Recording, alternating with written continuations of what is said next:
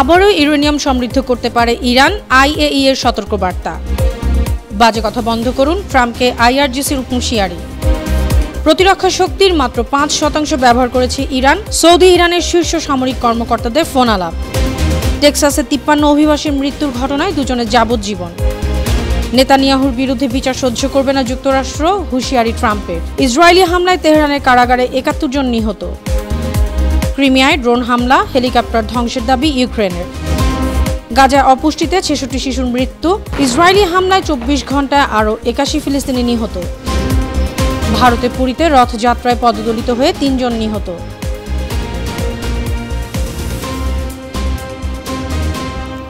সুপ্রিয় দর্শক, এতক্ষণ শুনছিলেন সংবাদ শিরোনাম। উত্তর থেকে দক্ষিণ, পূর্ব থেকে পশ্চিম, বিশ্বজুড়ে প্রতিদিনের এমন বিভিন্ন খবরের বিস্তারিত নিয়ে আমি অনন্যা চৈতি আছি আপনাদের সাথে।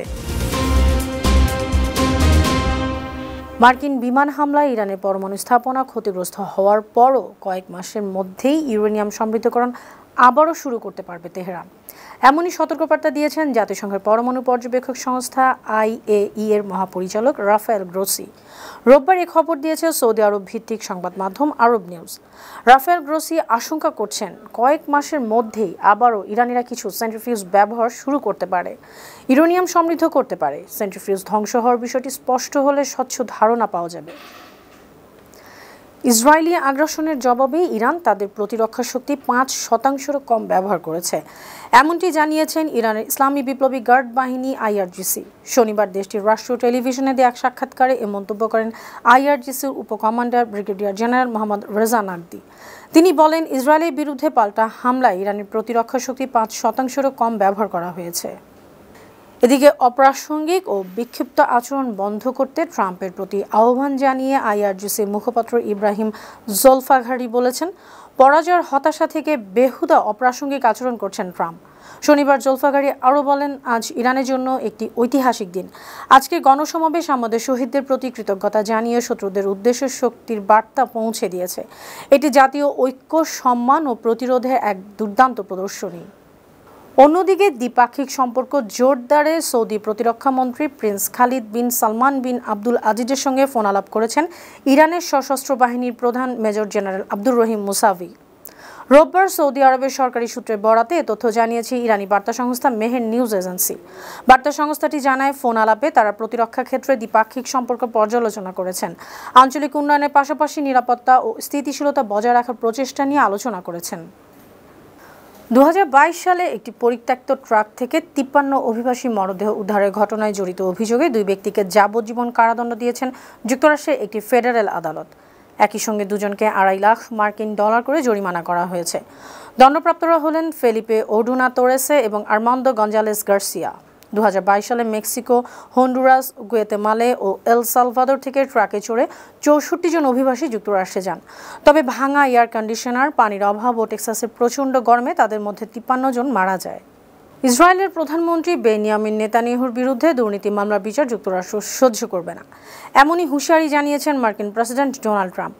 শনিবার ট্রুথ সোশ্যালে দেওয়া পোস্টে ট্রাম্প বলেন, ইসরায়েলকে রক্ষা করতে আমেরিকা প্রতি বছর অন্যান্য যে কোনো দেশের চেয়ে অনেক বেশি বিলিয়ন ডলার খরচ করে।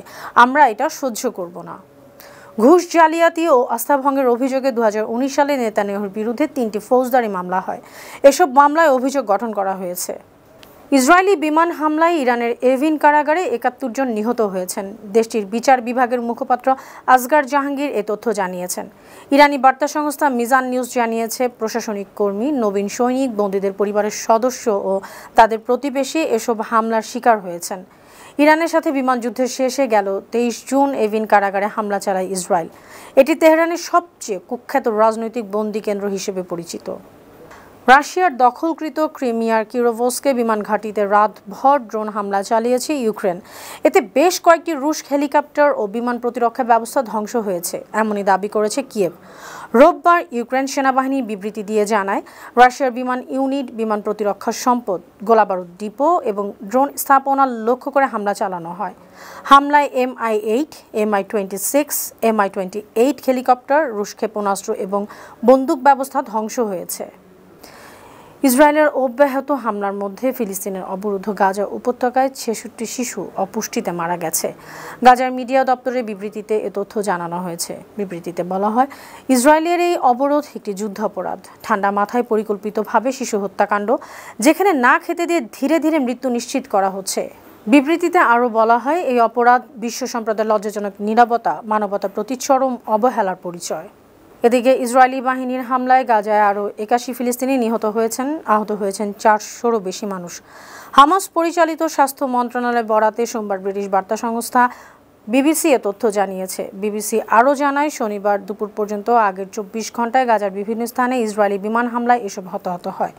২০২৩ সালের ৭ অক্টোবর থেকে এখন পর্যন্ত ইসরায়েলি হামলায় ৫৬,৩৩১ জন ফিলিস্তিনি নিহত হয়েছেন। আহত হয়েছেন ১,৩২,৬৩২ জনেরও বেশি মানুষ। ভারতের ওড়িশা রাজ্যের পুরীতে রথযাত্রায় পদদলিত হয়ে ২ নারীসহ ৩ জন নিহত হয়েছেন, আহত হয়েছেন ৬ জন। রোববার ভোরে পুরীর সারদাবালিতে এ দুর্ঘটনা ঘটে। প্রতি বছরই পুরীতে রথযাত্রা হয়। সনাতন ধর্মাবলম্বীদের বিশ্বাস, এটি ভগবান বলরাম, ভগবান জগন্নাথ এবং দেবী সুভদ্রার শতাব্দী প্রাচীন রথ উৎসব। ভক্তরা এই ভাই বোন দেবতাদের রথে বসিয়ে টেনে নিয়ে যান দ্বাদশ শতকের শ্রী জগন্নাথ মন্দির থেকে গুন্ডিচা মন্দিরে, যেটিকে ওই ৩ দেবতার মাসির বাড়ি হিসেবে বিবেচনা করা হয়। সুপ্রিয় দর্শক, এই ছিল আজকের বিশ্বজুড়ে প্রতিদিন। এমন আরও নানা খবর নিয়ে আগামীকাল আবার আপনাদের সামনে হাজির হব। আপনাদের মন্তব্য, পরামর্শ আমাদের আয়োজনকে আরও প্রাণবন্ত ও সৃজনশীল করে তুলতে পারে। সে পর্যন্ত ভালো থাকুন, সুস্থ থাকুন, ৫২ টিভির সঙ্গেই থাকুন। আল্লাহ হাফেজ।